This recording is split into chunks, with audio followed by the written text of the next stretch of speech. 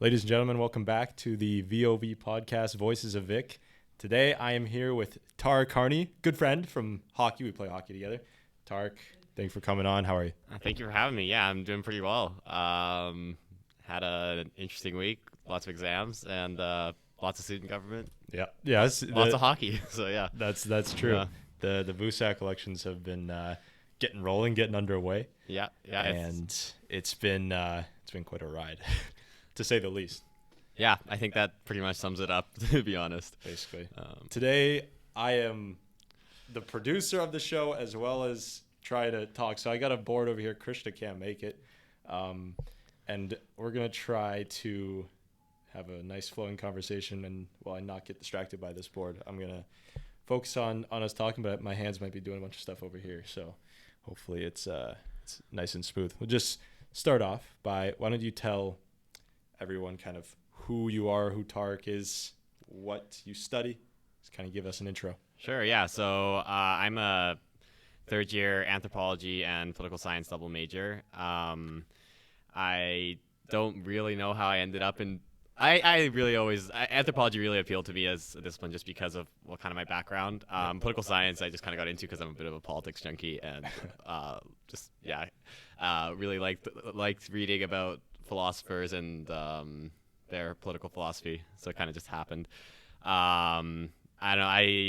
I grew up kind of around the world a little bit in Australia, a little bit in Italy, a little bit in Western Canada when I was playing hockey out there. As I'm sure we're going to find out this podcast, I am a huge hockey fan. Yeah.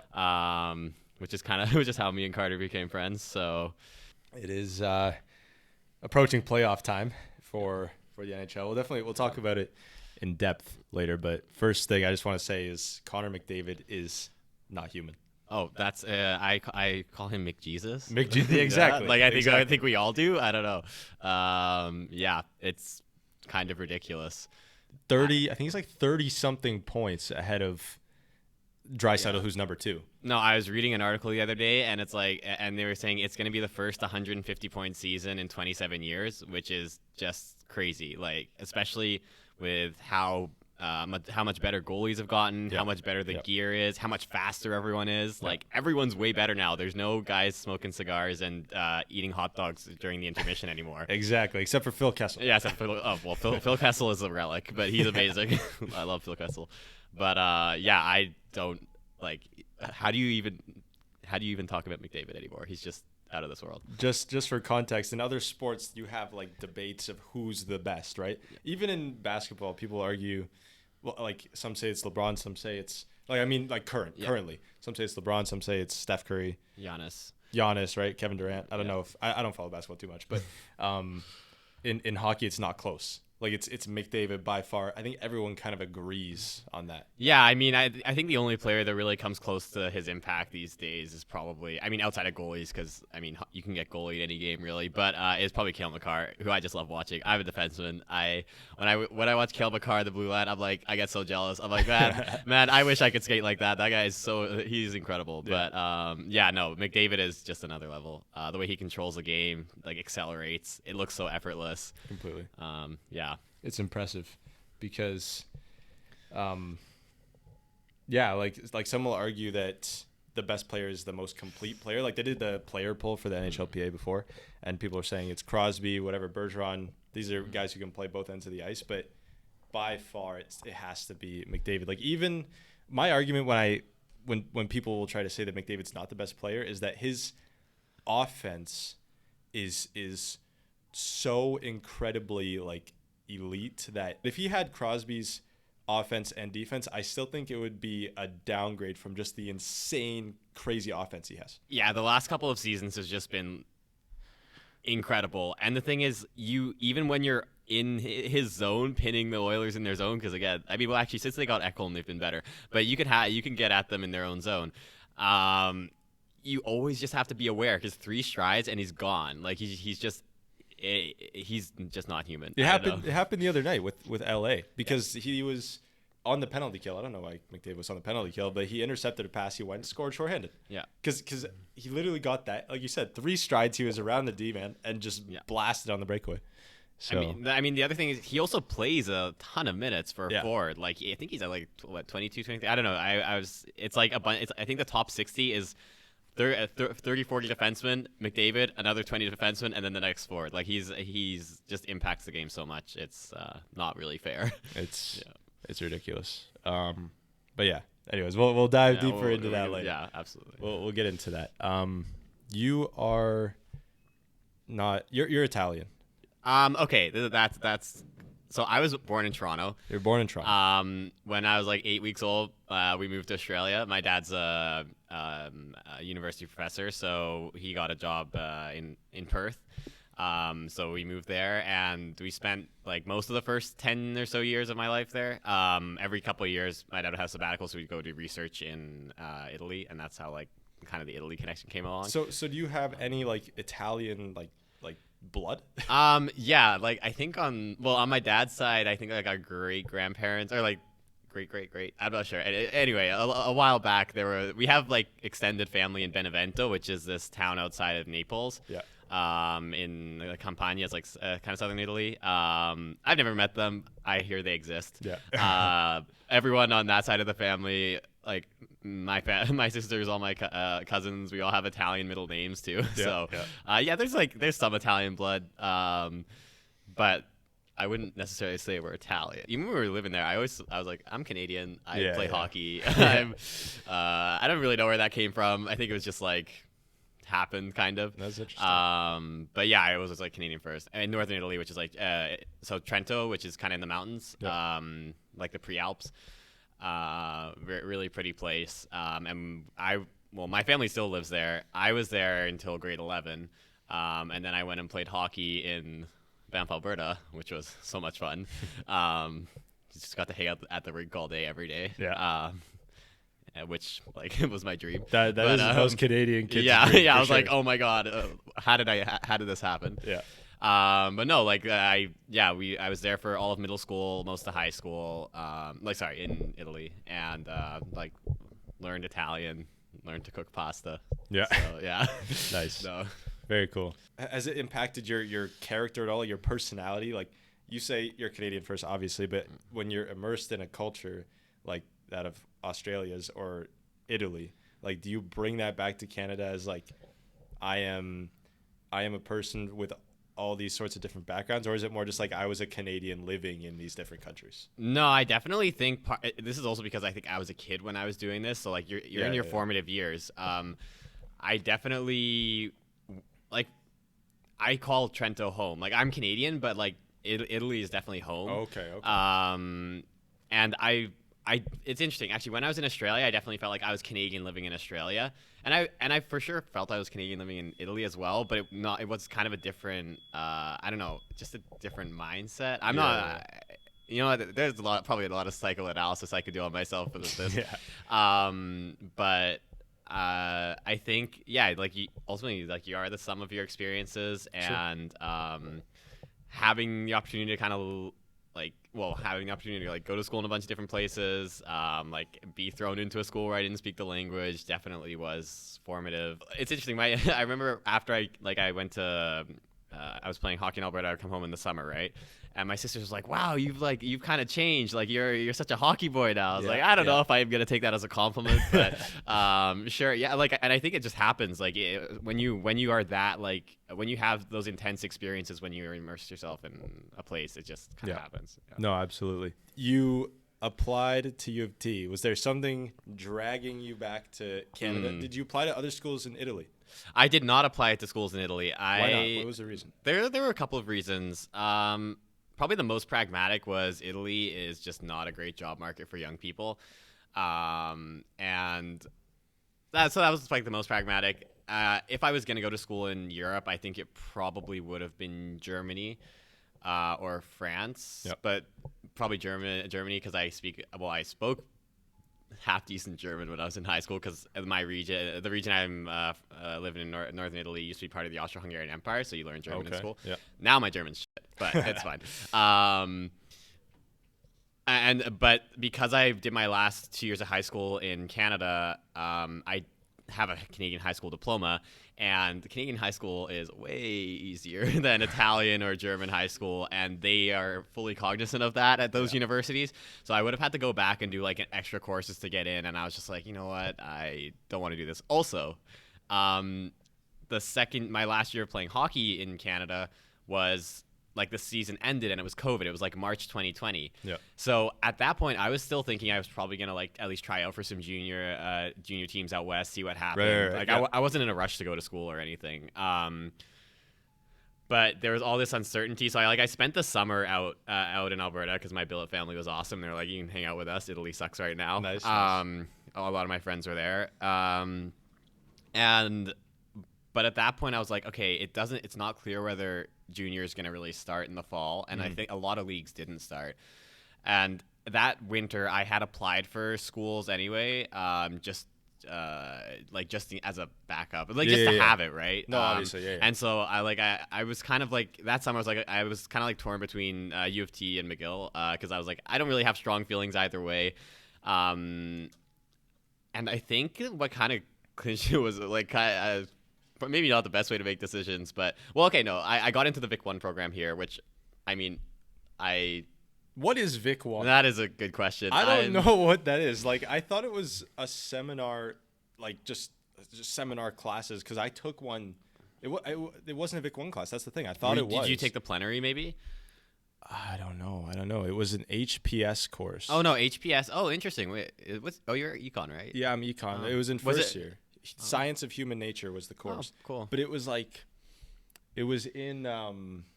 Emmanuel College. Yeah, no, it was a tiny group. That's the thing. I thought it was a Vic 1 class.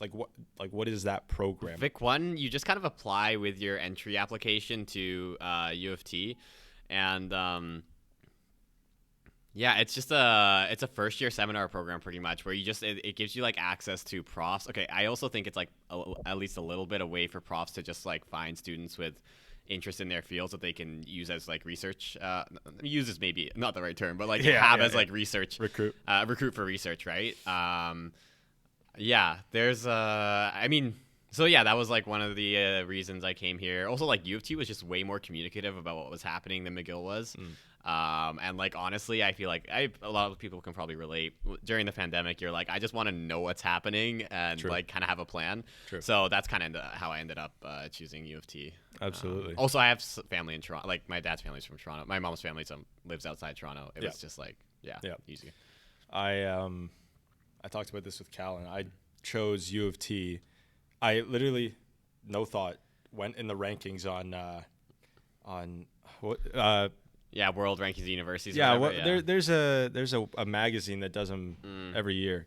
Anyways, it wasn't too much of a decision for me, and it was, like you said, it's right close. You know, I'm not traveling. I wasn't trying to be an international student. That wasn't really in my head, and no, it's exciting because now in my U Toronto inbox, I get a bunch of random shit, and I'm just like, I have a folder in my Outlook that literally is just titled irrelevant, and a lot of my stuff just gets shoved into there. But when you first apply and you get accepted, I've read every single U of T email. Yeah, they send you a lot of them, right? They do, because I was so excited. Yeah, they were very communicative. Yeah, and I think that was kind of important to me at that time. So it's kind of, I mean, first year wasn't great. I feel like first year wouldn't have been great anywhere I went. It was all online. I also just didn't know what I wanted to study, and still I'm like not sure what I want to do with my life, but at least I like the courses I'm studying. How many schools did you apply to?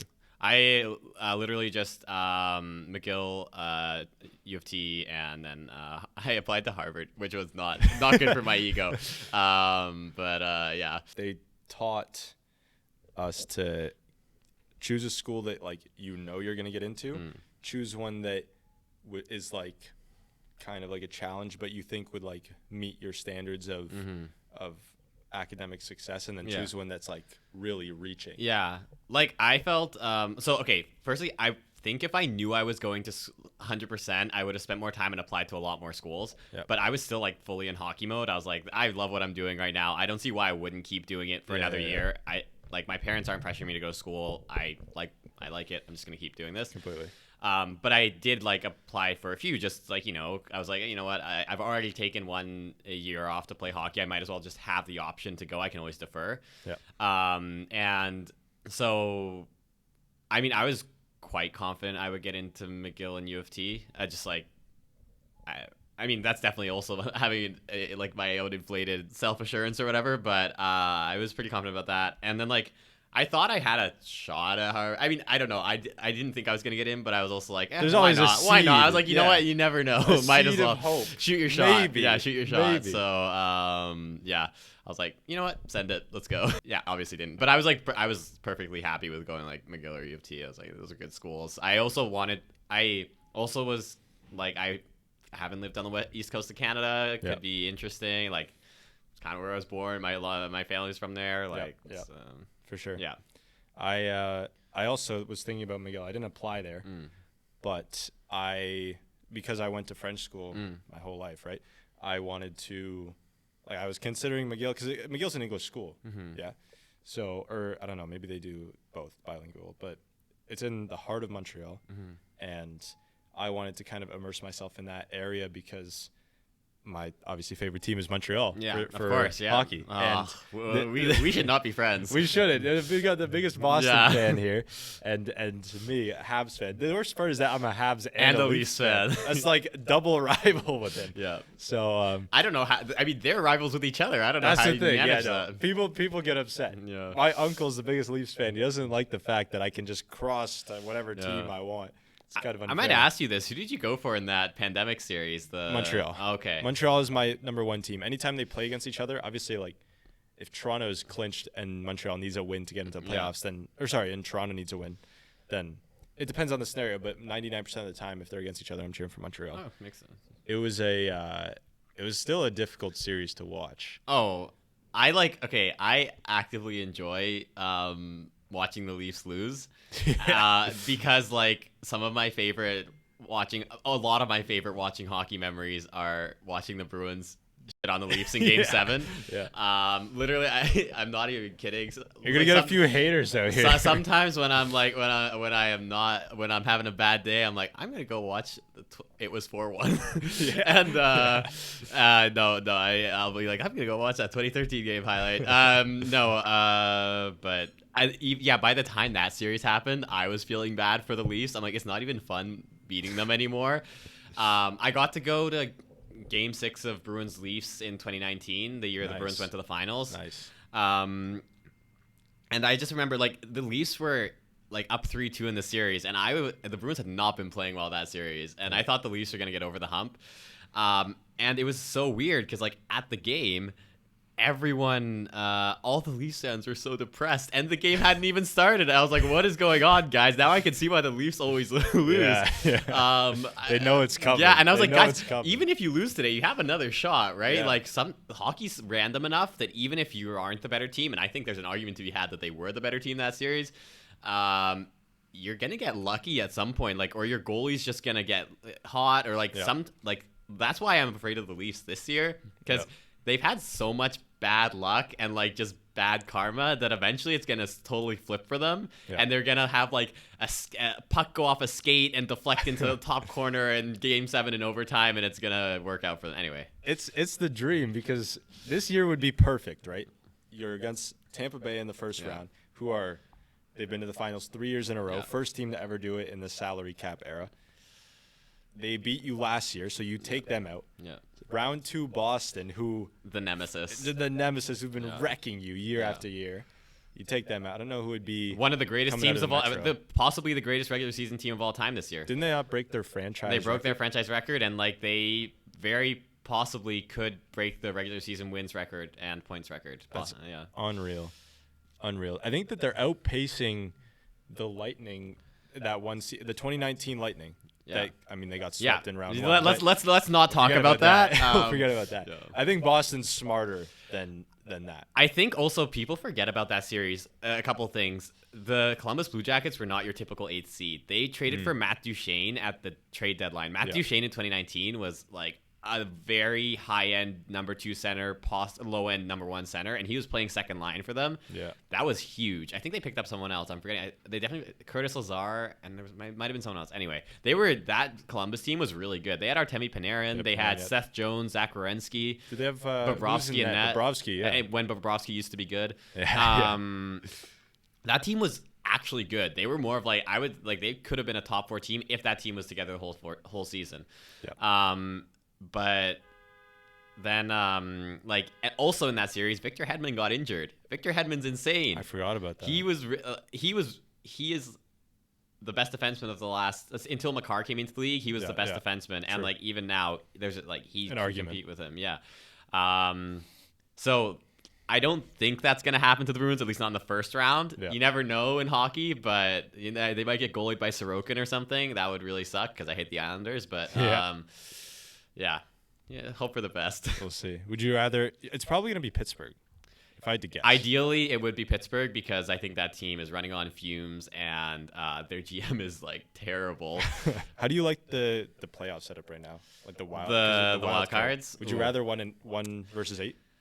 See, this has really sucked for the Leafs, the Bruins, and the Lightning the last few years because they have been possibly the 3 best teams in the league over the last, like regular season wise, over the last 6 or 7 years, and they every season without fail, 2 of them are out by the second round. End of the second round.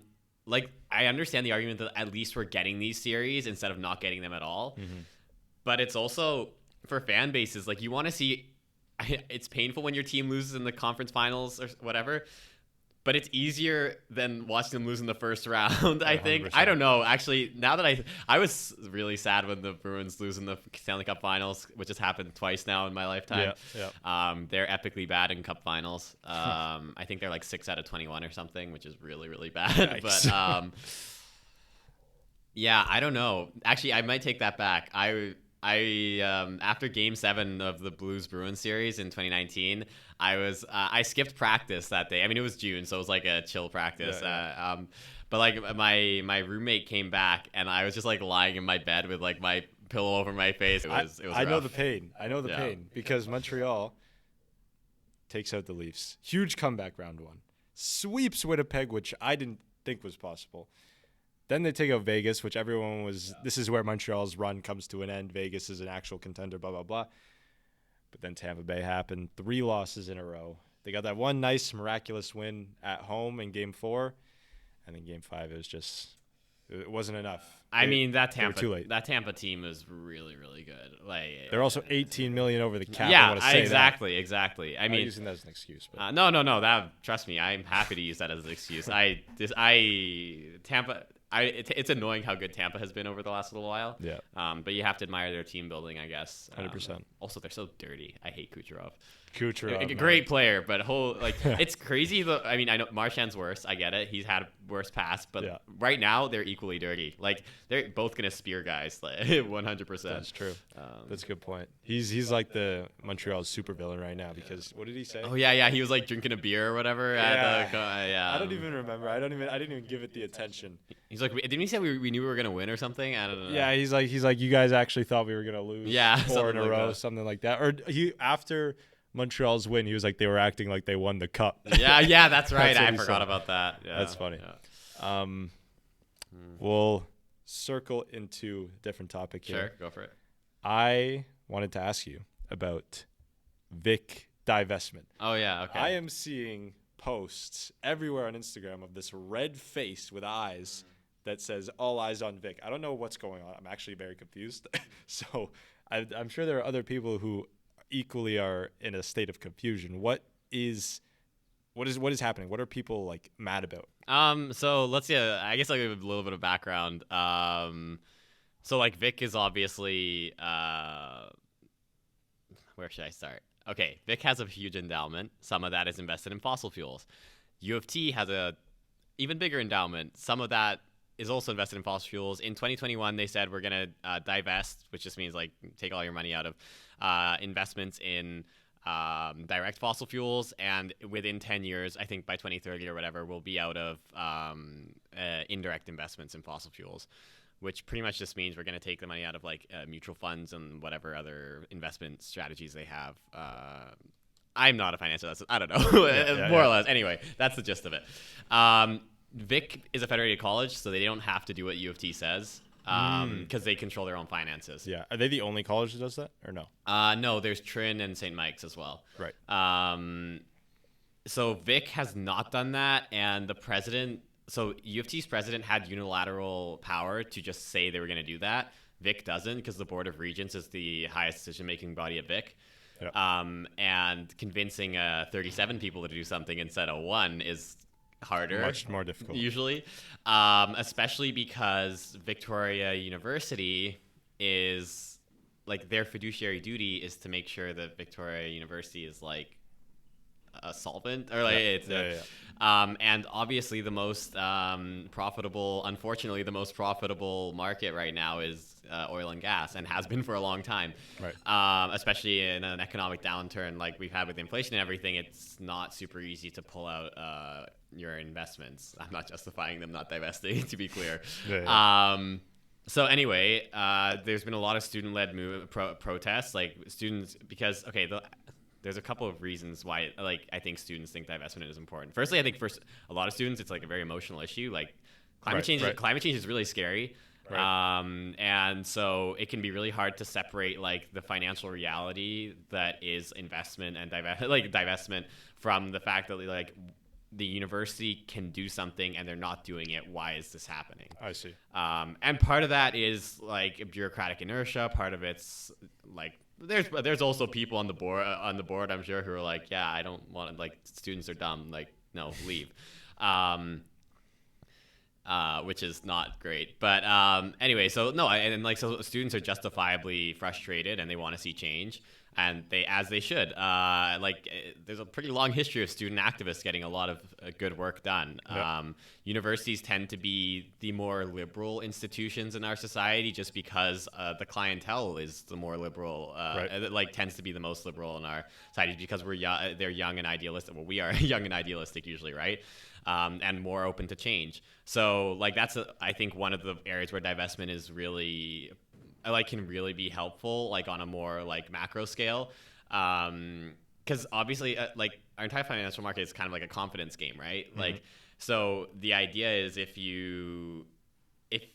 a university, or if universities plural, like if all universities who have these huge endowments start saying, yeah, we can divest, we have a plan that's actionable and is going to not like sink us, and this is something we can do, that provides a whole lot of confidence to other sectors to start thinking that this is a viable pathway and this is an action that does a lot of good. And this is because, again, we live in a very capitalist society. So if it's something's going to lead to profits or more profits in the future, or is going to ensure that you can maintain your client base or whatever, then you're going to do it. Yeah, so part of divestment is literally just saying, this is something that can actually help us. And like is making sure that like other institutions outside of universities see this as a viable pathway.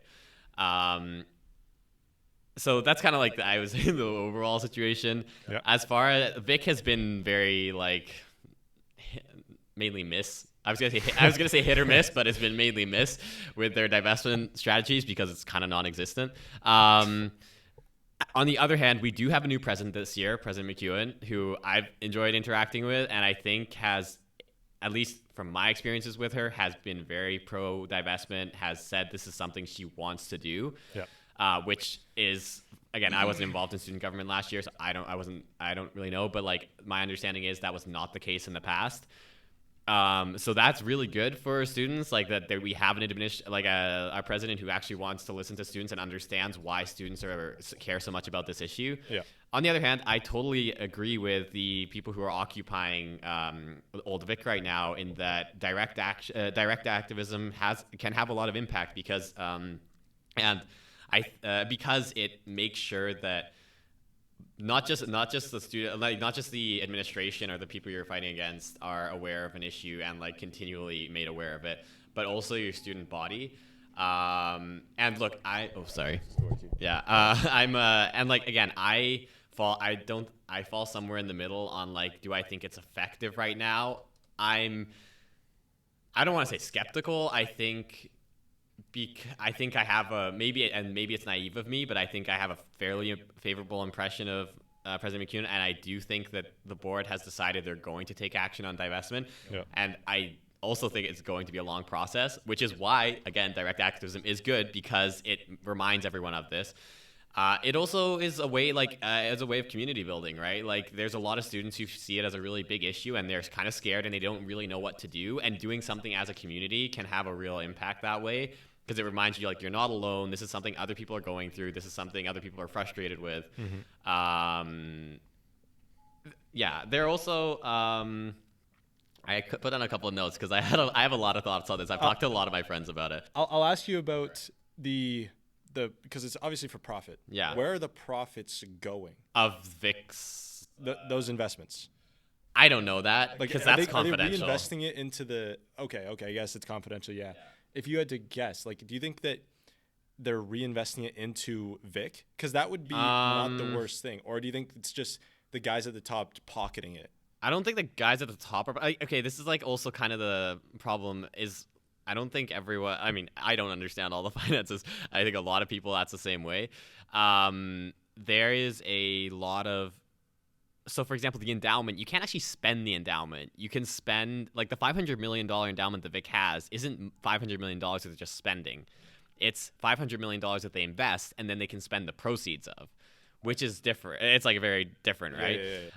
Because they have to, it's literally in their contract that they have to maintain that $500 million endowment, or they're not fulfilling their contract and they'll get fired.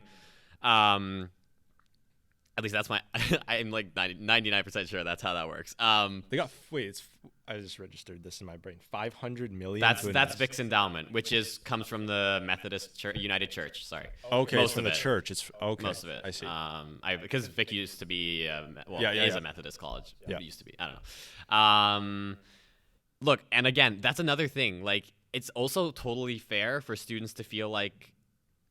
This is like if Vic is gonna say, well, we won't divest, but we'll spend more money on students. Like, it's totally fair for students to be like, yeah, like, I need that scholarship. I'm struggling financially. Like that's a totally fair thing for students to say.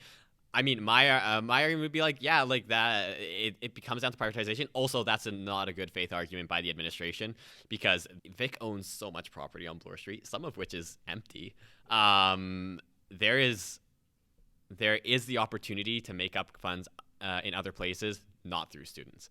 I also and then again, that's one of the only things I might like this sometimes. I don't think frustrates me, but like I think is I can understand why students get frustrated with movements like Occupy Vic is that students all experience climate change or like anxiety about climate change or frustration about these issues differently, and they also have the capacity to do something about them that is different among students, right? That's the thing. Like, what is that capacity? Like, what action? Because obviously you see the posts and people are showing their frustration, but what, like, are students actually doing that will incentivize Vic to pull out instead of just, like, asking them to do and that's a very fair question. And again, I do kind of fall on the side of I don't necessarily think this particular action is doing all that much, mainly because I think like our president has already said they're gonna like divest, and I kind of trust them, and that again, that's fair to say that's naive on my part. But I do think what can happen is students who feel less strongly, or also like, for example, are working a lot of jobs, have family stresses, maybe they have to take care of, I don't know, like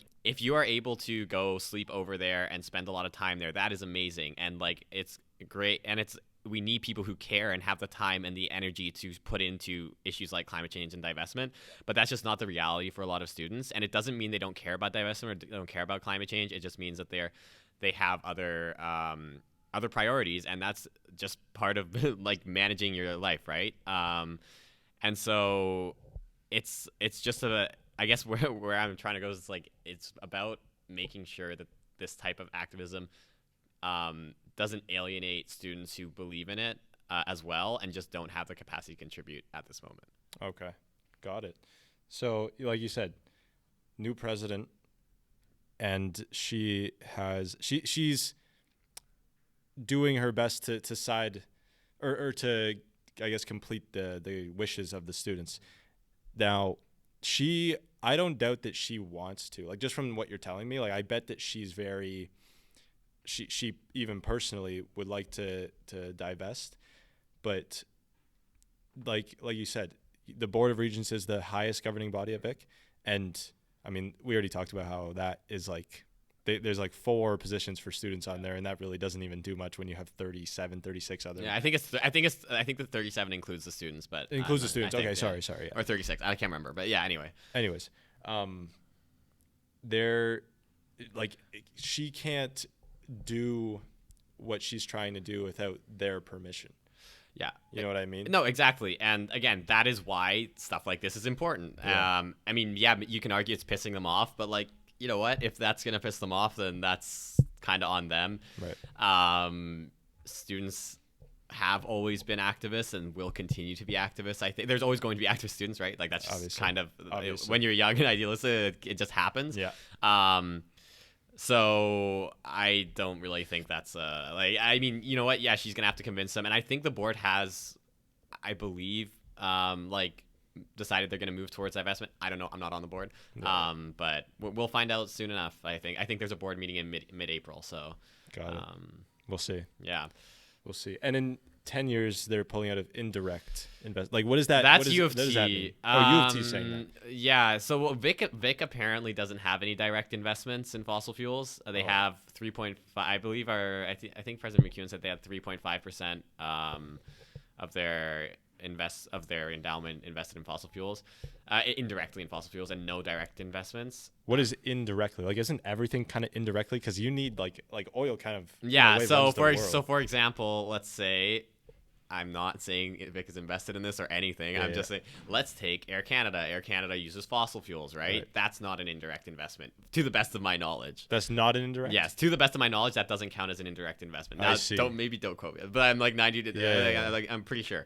What an indirect investment is I think an investment in a mutual fund or like a portfolio that as part of the portfolio is invested in a fossil fuel company. I see. Whereas a direct investment is literally when you put money directly into a fossil fuel company. Understood. I think that's to the best of my knowledge. To the best of my knowledge. Okay, got it.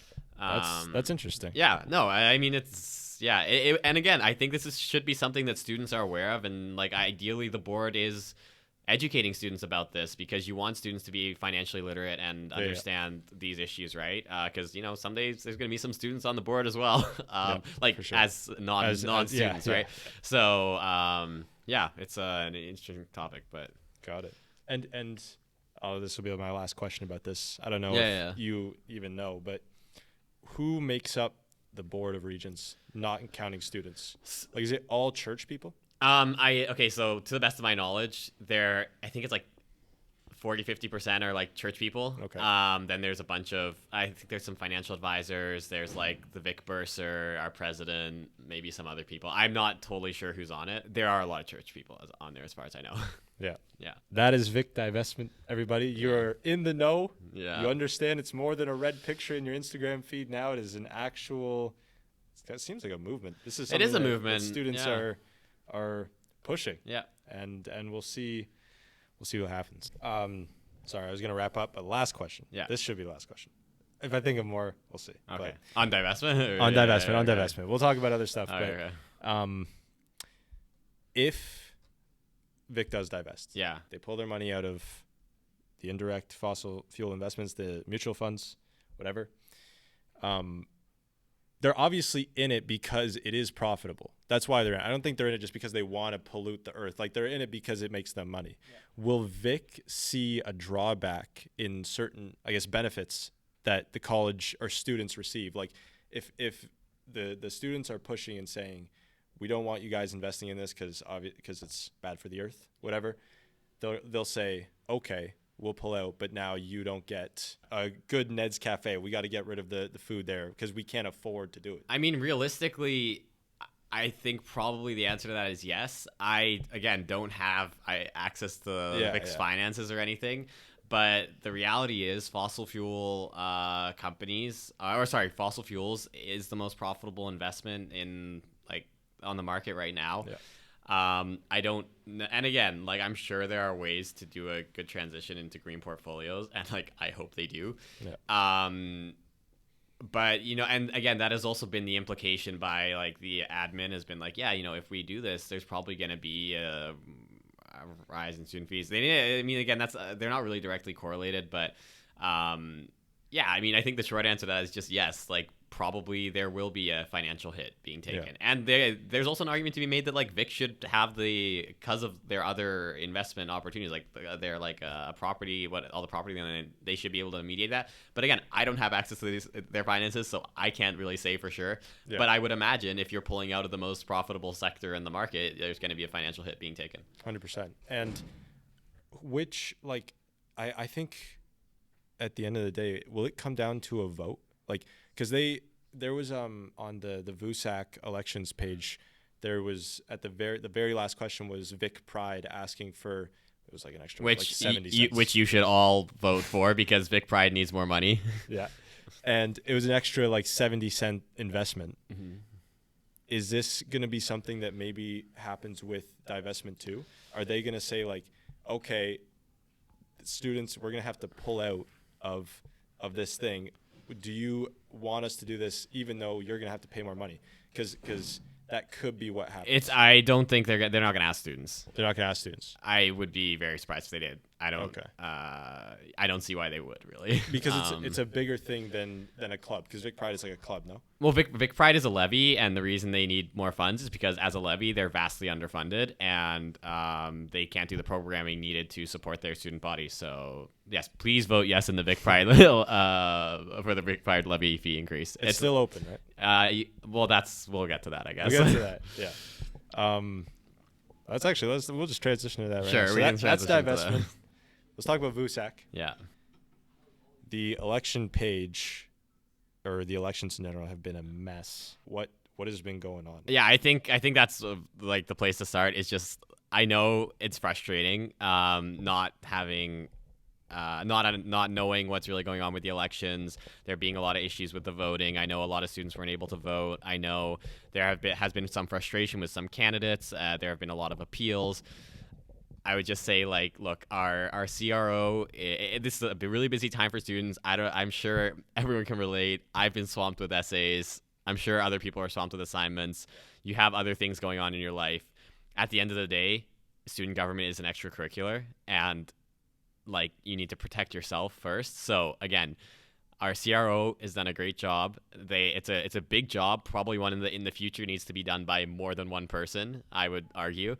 Our president has done a great job. It's stressful. Like our EAC operated to the best of their abilities, and our council handled this as best I think as best it could be handled given the circumstances. So please, like, look, there's justified frustration to be had with how VUSAC as a whole has handled the elections, but please do not direct it at individuals because, like at our president, at our CRO, they're doing their best. This is just a stressful time, and student election. Like, look, we're all in like student government or involved at Vic to learn.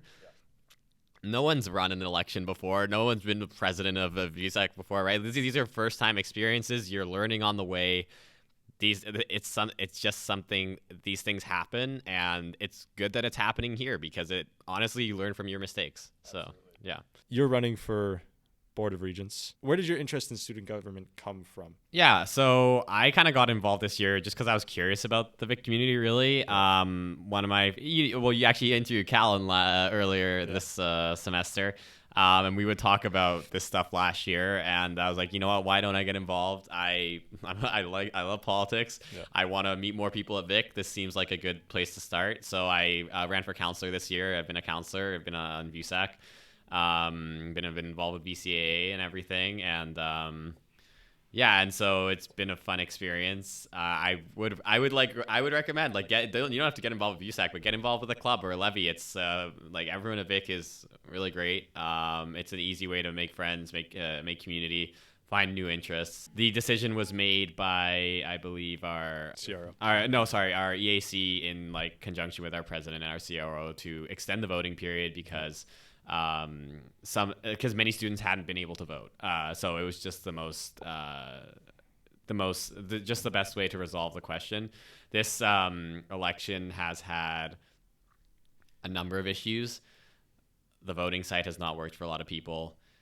there have been certain neutral parties that have not stayed neutral, which has been really problematic and has led to a lot of, specifically in the presidential election, there's been like slander and just just, I don't want to say character assassination, but like that's crazy. No, it was not good. And then there were equity issues. And again, also, I know I said before, don't attack our CRO or our president. Also, don't attack our equity commissioner. They are doing a great job. Don't attack anybody, okay, guys? Like this is just a stressful time for students. Yeah. It's a stressful election. Initially, they were going to re-vote for the elections. In my opinion, that would have been the best decision, because if it was just a problem with people not being able to vote, I think extending was fine.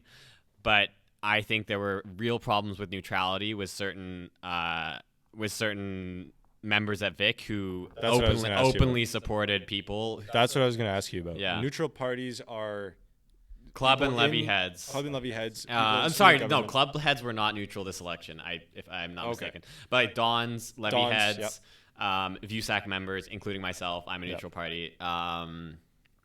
And I think there were a lot of issues with that this election. And what's the, like, obviously it's against the rules, but like what's the issue with having all these neutral parties? Like, what is it, the worst thing in the world to have a levy head support you or a Don be like, this guy's kind of cool? Well, the goal is, look, I think there is a valid argument to be made that we don't, like, neutral parties is a waste of time and everyone should just be able to endorse someone they want to endorse. Yeah. And realistically, if you follow enough people on Vic on Instagram, you've seen that people have endorsed candidates and like who people are voting for, and that to me is kind of part of the problem. Maybe we shouldn't have any neutral parties, so it's like fair game. On the other hand, we've seen what happens when neutral parties interfere in elections, which is again I think happened this election, and I think it's led to a lot of issues. So I don't know. I don't have an amazing solution. Again, this is a learning process for everyone involved, I think. Yeah. But it's just kind of unfortunate. I don't know. How was your experience with VCAA this year? Oh, it was great. It was awesome. If you don't play intramurals, come join us for events or something. I mean, I guess next year at this point, but it's a great community. Everyone's so nice. And if you play intramurals, you get to come to the athletic banquet. So anyone who was at the athletic banquet this year, I don't know how this happened, but Vic's inner tube water polo team somehow made themselves like one of the most important teams at Vic. Yeah. One of them, like, even I don't know who was speaking. Was it Liam that was probably talking? Liam and Kathy, yeah, our captains for inner tube water polo. He even said, like, this is a ridiculous sport, but they somehow, like, I hear about them more than basketball or any of these other teams. Can I plug inner tube water polo? Plug it. Go. Next year, everyone come out to inner tube water polo. A lot of our team is graduating. We need new players. It is the most fun sport I have played at Vic. What is it exactly? Explain it, because it's hilarious. So it's literally you sit in a donut in the water and you pass a ball around and play water polo and you can flip people. It is so much fun and it's so goofy, and I cannot speak highly of it enough. It was the most fun thing this semester. And we won a championship, so you get a nice shirt, and Vic is really good at this. So let's defend the title. Defend the title. Yeah, everyone come out to inner tube water polo next year. Were you in Div 1 or Div 2? We were Div 1. Div 1? Yeah. How many players are on a team? Our team roughly had like 12, 13 players, I think. 14 players. And you're able to make two teams of Vic for this. Vic turned out this year. Turned out this year. It was good. We really got it. We really are good at inner tube water polo. We even, like, our hockey team had a bunch of people. Oh, yeah. No, people were really engaged with VCAA this year. It was great. It was a full bench. It was very impressive. I was really happy about it. I know, like, last year, for example, with hockey, we struggled sometimes to get, like, 7-8 guys at a game. This year, that was not a problem. Not at all. Yeah. And, like, I don't know how much you can talk about this, but, like, the administrative side of VCAA, like, if someone's looking to join next year, for example, what can you tell them? Like, what well, I believe elections are happening soon for levies. Probably the easiest way. I mean, I was just an executive this year. I was the open rep. Yep. That's like an easy way to get it, get started, get your bearings. Like probably for a lot of first and second years, if you haven't been involved already, it's just an easy place to start. And then like you can kind of work your way up to like, I don't know, there's like a treasurer, there's the VP of external, VP internal. Depending on how much time you want to commit to it. But I can't speak highly of it enough. That's awesome. Yeah. That's awesome. Will you be back for water polo next year? I absolutely will be back for water polo next year. There's no doubt. Awesome. I might have to come out. Yeah, you will. Yeah. Sounds interesting. Yeah. Honestly, sounds fun. Yeah. No, it's so much fun. This has been a great episode. Yeah. Tariq, thank you so much for coming on. Thank you for having me. I apprecied it. And it's educational. People are going to learn from this. Yeah, I hope so. Get involved at Vic. It's a good time, and you'll learn a lot and meet a lot of new people. And yeah, the more you know, because there's a lot of stuff going on behind the scenes that I'm happy that you're knowledgeable about it and can kind of inform others. So, do you want to plug yourself? I don't know. Do I want to plug myself? Go ahead, plug it. No, I don't know. I literally don't post on Instagram. Tariq Harney, it's my name. But yeah. Yeah. All right. Okay. See you Sunday. Good luck with your finals. Thank you. That was great. That was good, man. Yeah.